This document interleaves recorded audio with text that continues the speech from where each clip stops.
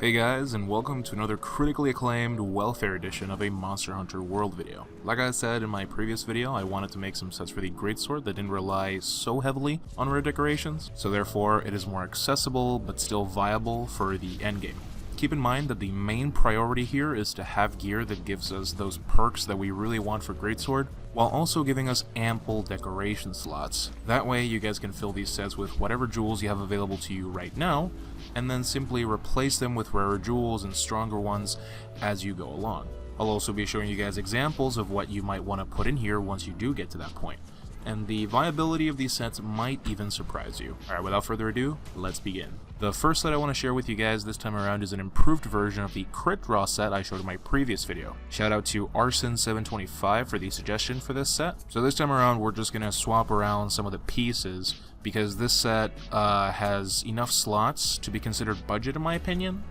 Now, I've said it before, but this type of set is really good for people who aren't that comfortable with Greatsword yet, but I recommend it to anyone that is going up against fast-moving monsters like the Karen or the Otogaron. For the weapon, we're going to be using the Jagras Hacker 3. Everyone's shocked. Other weapons work, but having slots is what we're after here, so I augmented it once for an attack increase, once for a slot upgrade to give us that extra level 1 slot, and once for a health regen because, well, again, I just really like not having to drink potions to heal. You won't really get too much use out of the affinity increase because with maxed out crit draw, we will always crit on our draw attack, so we don't really have to worry about having more crit than necessary. For the helm, we're going to be using the Diablo's Helm Beta, the chest piece is the Damascus Mail Beta, the gauntlets are the Diablo Nero Braces Beta, the coil is the Otogaron Coil Beta, and the boots are the Otogaron Greaves Beta. We're also going to be using the Attack Charm 3. Now with this, you should have Attack Boost level 3, Focus level 3, Critical Eye level 2, Critical Draw level 2, 1 level of Quick Sheath, and most importantly, those 2 set bonuses from the Diablo and Otogaron sets,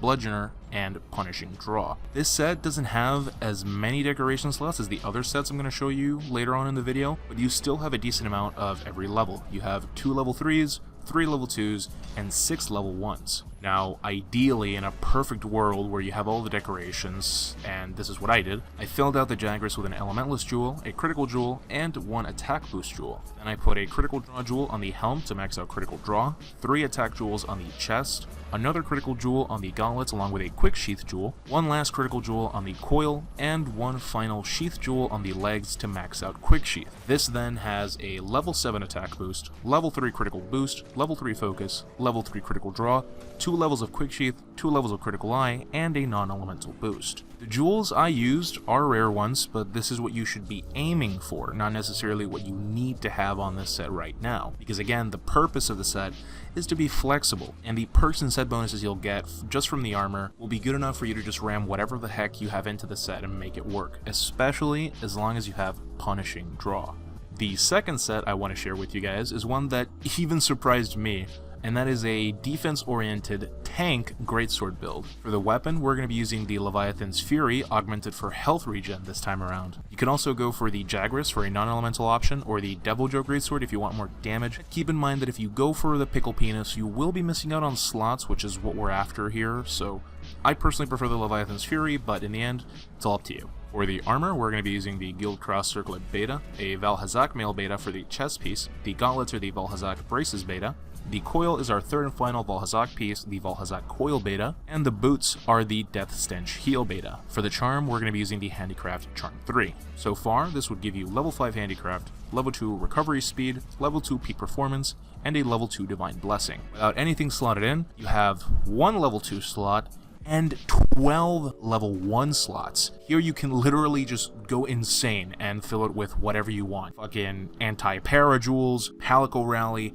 it doesn't matter. You have so many slots, you can do whatever you want. Personally, I filled the weapon out with a Flawless Jewel to max out peak performance. I put 3 Vitality Jewels on the helmet to max out Vitality boost, 2 Defense Jewels on the chest, and another 2 on the gauntlets to get defense up to level 4, along with 1 Medicine Jewel, 2 more Medicine Jewels in the coil, and a Recovery Jewel and a Protection Jewel to max out Recovery Speed and Divine Blessing respectively. Alternatively, if you don't want to use the Leviathan's Fury and you opt for the Jagras Hacker, instead of 1 level 2 slot, you'll have 2 level 3s, so if you prefer that, you can go for for it, you can still fill in a Flawless Jewel into the level 3 slot and accompany it with an Elementalist Jewel. And since the Jagras doesn't have white sharpness, Handicraft becomes a lot less important, so you can opt for a Defense Charm to give you maxed out defense boost, making you even beefier while still retaining a decent chunk of blue sharpness. As you can tell, this set revolves around being stronger, tankier, and keeping yourself healthy with health regen, recovery jewels, and the Hazak set bonus. You can literally go AFK and still not die. You'll still have a little bit more damage from peak performance, which is almost equivalent to having a level 7 attack boost. And you will have peak performance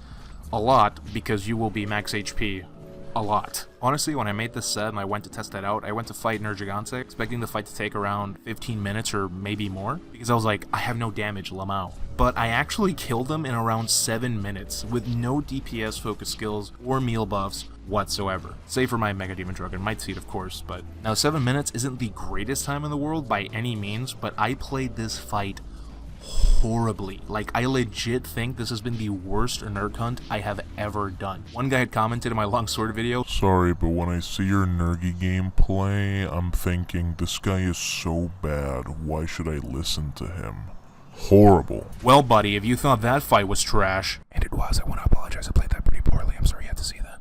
Oof, then get ready for this one. I'm just gonna edit in all the times I got hit during that hunt, just to show you how tanky this set truly makes you. At one point, I'm pretty sure that I got stunned, and by the time that I got unstunned, the damage on my red health bar had already fully recovered.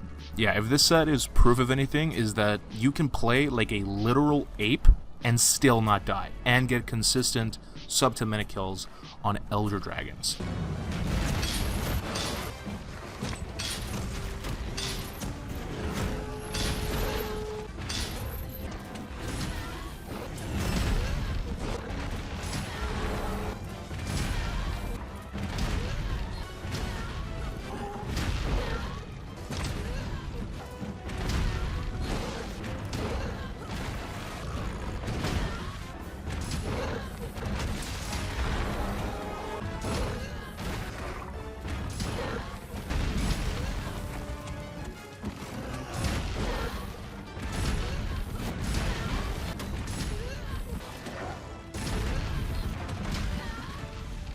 If any monster is giving you problems, like, let's say, Tempered Devil Joe, rest in peace, we await his return, or like Teos or something like that, then I highly recommend you give this set a go.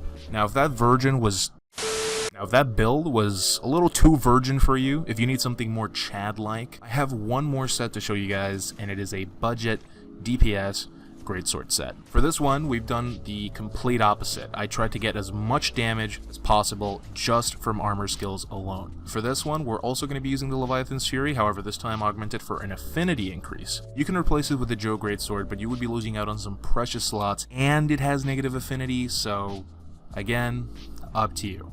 For the armor, we're going to be using the Wrath Soul Helm Beta. The chest piece is the recurring Damascus Mail Beta. For the gauntlets, we'll use the Kaiser of Ambrace's Alpha. For the coil, we're going to use the Death Stench Bowels Beta. The boots are the Wrath Soul Greaves Beta, and we're also going to be using the Handicraft Charm 3. So far, this would give you level 3 Focus, level 3 Handicraft, 2 levels of Dragon Attack, 2 levels of Weakness Exploit, and 1 level of Critical Boost. Another core part of this build is the Rathalos set bonus Critical Mastery, which will make our dragon damage crit. This is a really easy way to bump up our damage into the big numbers. Now, without anything slotted in, you have 1 level 2 slot and 9 level 1 slots. Feel free to slot anything you want in here. You can max out a few level 3 skills like Divine Blessing, stuff like that. You can slot in some more damage, which is what I'm going to do. I put a Tenderizer Jewel on the weapon to max out Weakness Exploit. I slotted in 2 attack jewels in the helmet, 2 more in the chest piece along with an Expert Jewel, and then 4 more Expert Jewels in the other armor pieces. In total, that gives us level 5 Critical Eye, level 4 Attack Boost, level 3 Weakness Exploit, maxed out Focus, level 3 Handicraft, 2 levels of Dragon Attack to put us right underneath that elemental cap, and 1 level of Critical Boost. Leviathan's Fury has a great chunk of white sharpness, so that's going to bump up your damage quite significantly. And remember that again, you are free to slot this however you can. The critical element set bonus is going to make your damage respectable enough, even without all those expert and attack jewels, thanks to weakness exploit and those dragon attack jewels. Well guys, those are the budget versions of my sets for the Greatsword. I hope they help you. I seriously recommend you guys try out that tank one. It is actually so strong. I'm going to be making another longsword video, but this one will focus exclusively on sets with protective polish, so watch out for that. Anyways, I hope you guys found this video useful or entertaining at least. Thank you guys for watching, and I'll see you in the next one. Take care.